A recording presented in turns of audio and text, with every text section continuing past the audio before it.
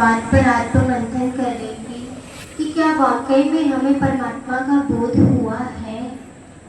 और साथ संगत जी, अगर बोध हुआ है तो क्या वाकई में साथ संगत जी हमने अपने जीवन जीने का दृष्टिकोण बदला हुआ है, या आज भी साथ संगत जी वही पुरानी सोच लेके और जो साथ संगत जी सद्गुरु हमें सिखाना चाहते हैं उस पर साथ संगत जी हम चल ही नहीं पा रहे हैं। क्योंकि साथ संगत जी बात अगर की जाए तो किसी से पूछा जाए कि परमात्मा कहाँ है, तो साथ संगत जी सबने यही जवाब देना है कि परमात्मा हमारे आसपास है, हर जगह है, हर एक के अंदर है। तो साथ संगत जी अगर परमात्मा हर एक के अंदर है तो सवाल ये कहाँ से उठाता है कि हमारी जाति अलग है, सामने वाले की जाति अलग है, हमारा स्टैंडर्ड अलग है, सामने वाले का स्टैंडर्ड अलग है। साथ संगत जी ये बातें फिर कहाँ से आ जाती हैं?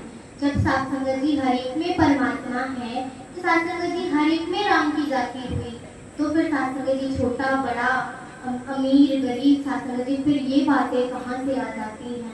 आज साथ संगत जी सतगुरु की सिखलाई कुछ और है, लेकिन साथ संगत जी हम चल कुछ और रहे हैं, साथ संगत जी कर कुछ और रहे हैं।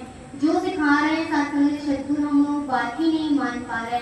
साथ संगत जी इतना वक्त हो गया ज्ञान लिए भी, सेवा करते हुए भी, साथ संगत जी वर्दी पहने हुए भी, लेकिन साथ संगत जी जो भाव बनना चाहिए वो बन ही नहीं पा रहा।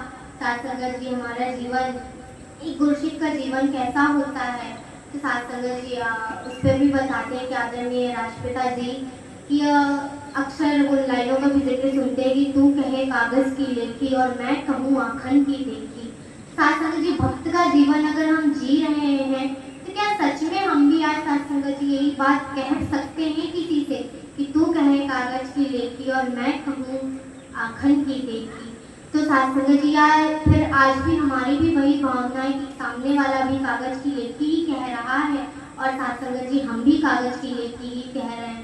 साथ संगत जी वो अभी तक महसूस कर ही नहीं पाए, वो साथ संगत जी इसका दीदार कर ही नहीं पाए, शुक्राने से शुक्राने का भाव आ ही नहीं पाता।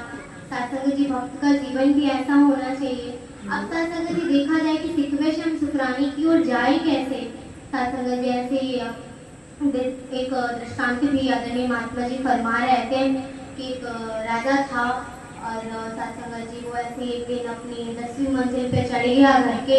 तो साथ संगत जी अब ऊपर से किसी को आवाज लगा रहा है अपने घर वालों को, तो साथ संगत जी वो सुन ही नहीं रहे। फिर साथ संगत जी से एक तरकीब सूझी, तो साथ संगत जी उसने ऊपर से पहले 50 का नोट फेंका, तो साथ संगत जी जब नीचे गिरा तो उनका जो नौकर था उन्होंने वो 50 की नोट उठा ली और तुरंत जेब में डाल दी, कहती कि आज किस्मत कितनी अच्छी है। फिर साथ संगत जी उन्होंने ऊपर देखा नहीं। फिर दूसरी बार राजा ने सोचा कि ये तो ऊपर देख ही नहीं रहा, फिर उन्होंने 100 की नोट फेंकी, तो साथ संगत जी उस व्यक्ति ने फिर से ऊपर नहीं देखा और साथ संगत जी वो तुरंत 100 की नोट अपनी जेब में डाल लेता है और फिर कहता है कि मेरी किस्मत आज कितनी अच्छी है।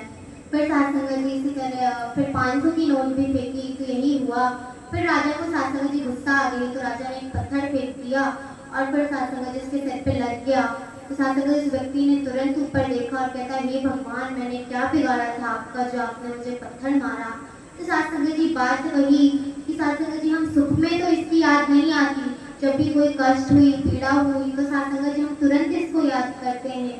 तो वह महात्मा भी कहते हैं कि जो सुख में सिमरन करे तो दुख काहे को होए। तो साथ संगत जी हम दुख में सिमरन इसका करते हैं, सुख में कर ही नहीं पाते, इसका शुक्राना क्यों नहीं कर पाते? तो साथ संगत जी आओ सतगुरु से अरदास करें कि आप जी इतनी रहमत करो कि हर पल आपका एहसास बना रहे और जो आप जी की सिखलाई है साथ संगत जी यूं ही सेवा सिमरन करते चले जाएं। साथ संगत जी प्यार से कहना है।